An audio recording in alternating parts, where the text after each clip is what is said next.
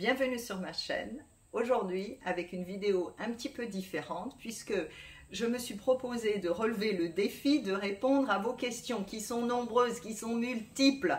Elles sont géniales, sauf que en quelques minutes, bien évidemment, ce n'est pas facilement jouable. Dans la mesure du possible, vous avez vu que les questions ont eu leur réponse dans les commentaires.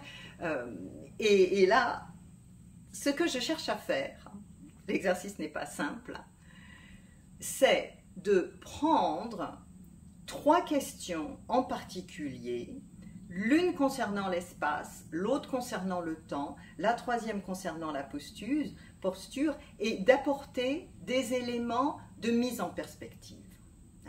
Concernant l'espace, j'ai un conseil qui est presque clé dans la manière dont nous nous approprions les lieux que nous occupons, sachant que bien souvent nous croyons les occuper, mais nous laissons un certain nombre de mètres carrés à une pièce vide, des occupants précédents qui nous ont laissé un certain papier peint, on le tolère, c'est pas vraiment ce qu'on voulait, mais c'est pas si urgent que ça de le changer.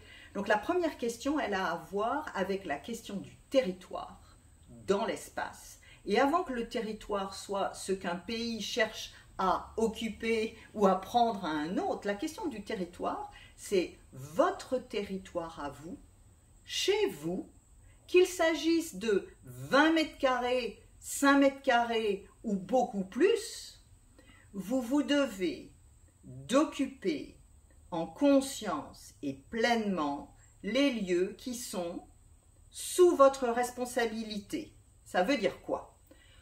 Pour certains, ça pourrait vouloir dire d'aller faire le ménage dans tous les coins et les pièces que vous laissez, volets fermés, poussière pas faite, c'est quelque part des pièces que vous abandonnez à une énergie non vivante, je pousse un petit peu, à une énergie qui n'est pas la vôtre. Mon propos, il est d'occuper intégralement l'espace. Les pièces dont les volets sont fermés, que vous n'utilisez pas, méritent votre présence quotidienne. Alors si vous vivez dans un château avec 400 fenêtres, vous n'allez peut-être pas les ouvrir tous les jours, mais méritent que vous alliez y faire un tour, ouvriez les volets, ouvriez la fenêtre, fassiez le tour de votre propriété, même si elle ne fait qu'un petit espace. Premier point. Occuper le terrain avant d'être capable d'occuper le terrain dans une réunion, en entreprise ou sur un projet colossal. Allez voir en toute honnêteté et puis surtout, vous me connaissez, avec curiosité, l'espace chez vous que vous laissez au vide, au rien, à la poussière, à l'ombre. Et il y a un deuxième exemple, un deuxième conseil qui est presque plus simple. Je pense qu'il est important que vous ayez au moins votre fauteuil ou votre chaise ou votre tabouret ou votre marche d'escalier à vous, votre tasse. Dans les semaines qui viennent, vérifiez, regardez si votre tasse est bien la vôtre, si vos crayons, si votre stylo est bien le vôtre. Je pense aux parents dont les enfants que l'on aime tous, vont éventuellement venir se servir. Donc 2 choses sur ce premier point. La question de la place que vous occupez, avant qu'il s'agisse d'une posture émotionnelle, professionnelle, passe d'abord par l'utilisation pleine et entière, par l'occupation du terrain chez vous. Deuxième point, vos questions ont aussi eu beaucoup à voir avec mais qu'est-ce qui se cache quand vous nous dites on est un mois dans lequel le mois de la chèvre, d'où tirez-vous ces analogies, ou pour ceux et celles qui connaissent déjà un petit peu les 5 éléments, se pose la question pourquoi en août le métal n'était pas encore guerrier alors que en septembre il l'est. Ou en tout cas, il est de nature à réagir fermement au cas où nous serions chahutés. Hein. Et je précise que pour moi, un guerrier n'est pas forcément d'abord au service de l'attaque. Je ferme cette parenthèse qui donnera peut-être lieu à une autre question. Hein. Donc, pour ceux et celles qui ne connaissent pas du tout les lectures chinoises ou l'acupuncture ou la manière dont la culture traditionnelle chinoise a décodé l'espace, le temps, l'individu, ce qui se cache derrière mes lectures mensuelles, c'est la connaissance du décodage du temps par le biais de cette fameuse théorie des 5 éléments. Et je vais simplement dire aujourd'hui que derrière chaque chose manifestée autour de nous, dans ce monde-ci, pas dans vos vies d'avant, pas dans un univers que nous ne connaisserions pas, derrière chaque chose se cache un certain agrégat de 5 forces principales qui sont labellisées ou qui se cachent derrière les 5 éléments. Force de croissance, le bois, et de renouveau. Force d'expansion, de visibilité, le feu. Force d'accumulation, parfois d'inertie, mais aussi de puissance calme et solide, fiable, la terre. Puissance affinée, parfois guerrière, mais qui a aussi à voir avec la capacité majeure de concentration, la capacité, après la grande saison de l'été, d'extraire les récoltes. Hein. Donc, la capacité de concentration a à voir avec l'élément du métal, mais ce n'est qu'une des valeurs de ces analogies. Et puis, une 5e force qui est associée à l'élément chinois de l'eau, qui a à voir avec le mouvement, qui a à voir avec la capacité de parole, avec la capacité de connecter l'un à l'autre, une idée à l'autre, un lieu avec un autre. Donc, bien évidemment, si ces informations qui viennent d'une autre culture, très à l'œuvre dans le travail d'énergétique chinoise, en acupuncture, c'est aussi là dans les arts martiaux, c'est présent derrière les lectures du Yiking aussi. Donc, bien évidemment, si vous n'avez pas ces analogies, par moment, vous pouvez être surpris par les lectures temporelles que je peux faire, puisque mon travail, et c'est pour ça que parfois je cherche mes mots, est continuellement de vous transmettre la part utile des énergies temporelles dans les vidéos mensuelles. Donc, il m'est difficile, sans transformer ces vidéos en cours, de vous donner le pourquoi du comment je vais dire telle chose. Mais sachez que les vidéos mensuelles, c'est vraiment, c'est presque alchimique, c'est l'extraction de ce qui doit être entendu pour ensuite venir nourrir nos postures individuelles pendant ce mois-là. Okay.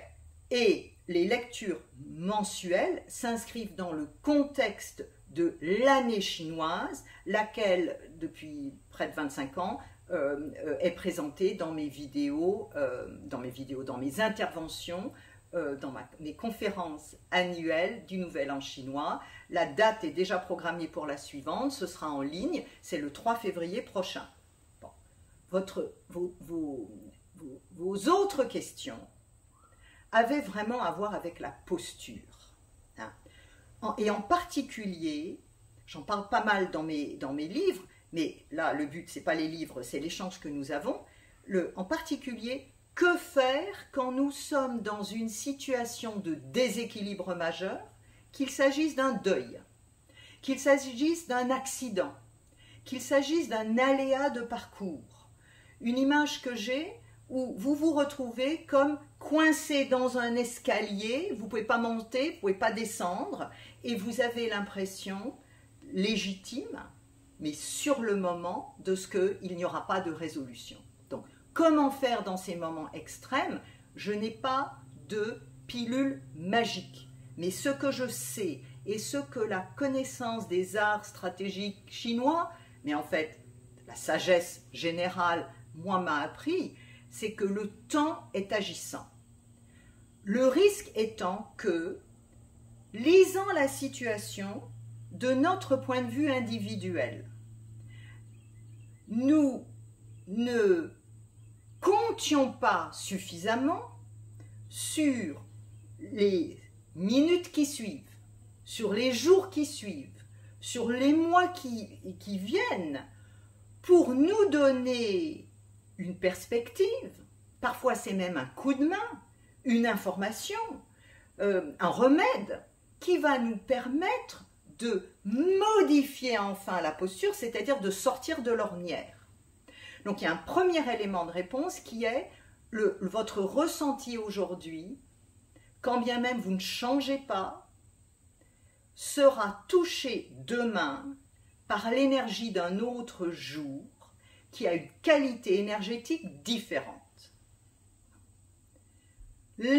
Ouvrez-vous à la possibilité statistique que la série de difficultés que vous avez rencontrées ne soit pas la chronique définitive d'une série de difficultés dont vous n'arriverez jamais à sortir.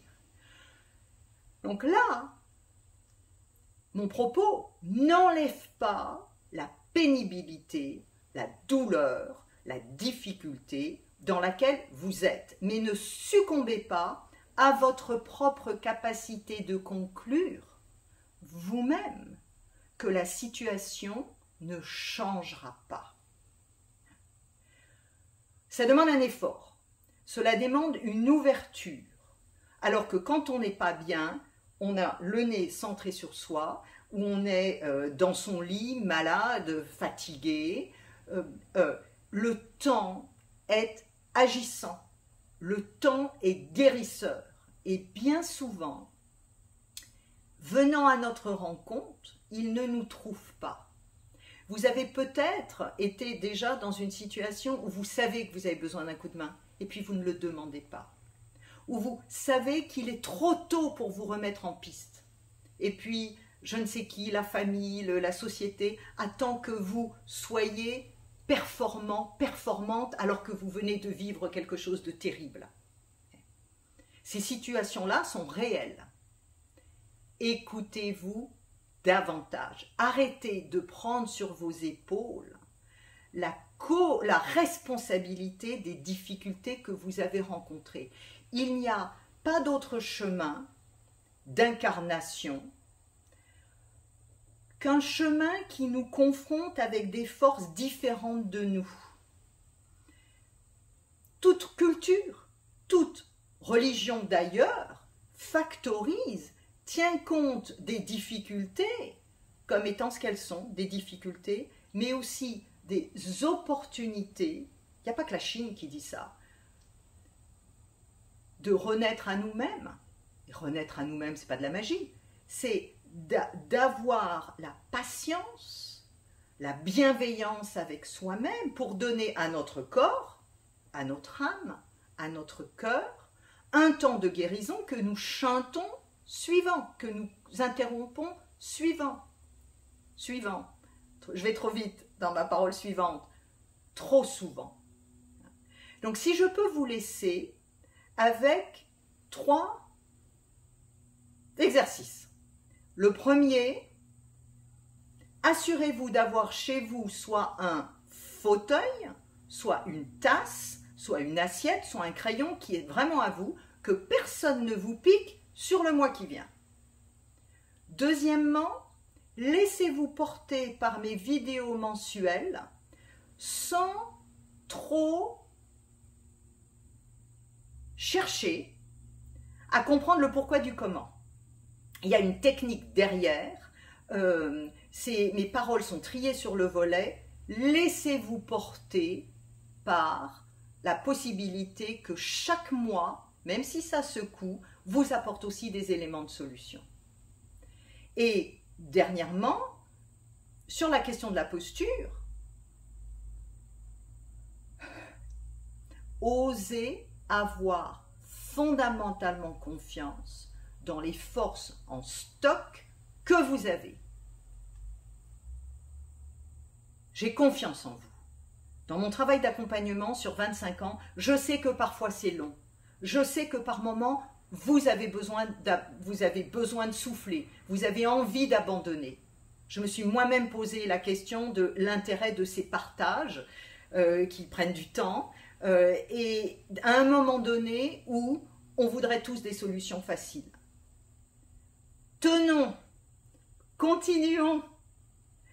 Et c'est le début, je l'espère, hein, d'un échange, même si nous ne sommes pas dans la même pièce, par le biais de vos questions, pour façonner davantage un chemin vers du vivant, vers du joyeux, au quotidien, sur les années qui viennent.